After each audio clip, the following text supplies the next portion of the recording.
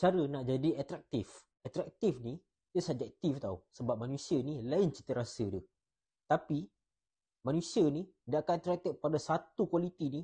Tak kisahlah dia bangsa apa ke, daripada mana dia datang, dia akan attracted pada satu kualiti ni dalam diri seseorang, iaitu karakter yang baik ataupun kepribadian yang baik.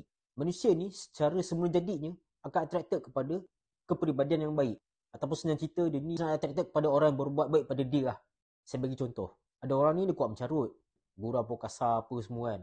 So dia jumpa orang yang karakter dia baik. So dia ni pergi lah jumpa karakter baik ni, lepas tu dia pergi gurau kasar, kata-kata mencarut kan. Lepas tu orang yang karakter baik ni dia tetap maintain karakter yang baik tu. Dia still maintain je, dia mencarut ke apa, dia tetap maintain. So lambat laun, apabila yang kuat mencarut ni dia nak pergi mencarut dekat orang yang karakter baik ni, dia dah tak sampai hati tau. Dia tengok ni maintain dia karakter kan, dia macam rasa malu. Dia ni tetap maintain karakter dia kan.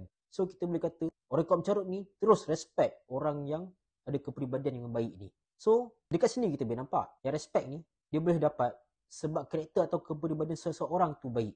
Bukan sebab jawatan dia tinggi, bukan sebab dia rupawan, dan bukan sebab dia kaya, sebab karakter dia baik. So pada semua orang kita kena tahu karakter ataupun kepribadian ni boleh dibentuk oleh semua orang. Tak kisah dia bangsa apa, daripada mana dia datang, semua boleh bentuk kepribadian yang baik. So start dari sekarang bentuk kepribadian yang baik. Dan percayalah, kepribadian yang baik akan menjadikan kita lebih atraktif daripada orang yang berjawatan tinggi, orang yang rupawan, dan orang yang penuh harta kekayaan dia.